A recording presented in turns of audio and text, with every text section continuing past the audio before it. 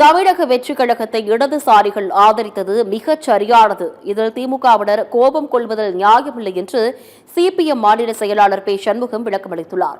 அவரது எக்ஸ் தள பதிவில் தமிழ்நாட்டில் 50 ஆண்டுகளாக இருந்த இருதுருவ ஆட்சிக்கு பின்னடைவு ஏற்பட்டதாகவும், நடந்து முடிந்த தேர்தலில் தாவேக வரவால் தமிழ்நாடு அரசியலில் முக்கிய திருப்பு முனையை ஏற்படுத்தியதாகவும் தெரிவித்துள்ளார். சிபிஎம் முன் தாவேக ஆட்சி, திமுக ஆதரவுடன் அதிமுக ஜனாதிபதி ஆட்சி என 3 வாய்ப்புகள் இருந்ததாகவும் தெரிவித்தார். தாவேகாவை இடதுசாரிகள் ஆதரித்ததில் எந்த தவறும் இல்லை என்றும், அதிமுக ஆட்சி அமைப்பது, திமுக ஆதரிப்பது, அதற்கு இடதுசாரி கட்சிகளும் ஆதரவளிக்க வேண்டும் என்ற கருத்து எழுந்தது அப்பட்டமான சந்தர்ப்பவாதம் என்றும் பே. சண்முகம் குற்றம் சாட்டியுள்ளார்.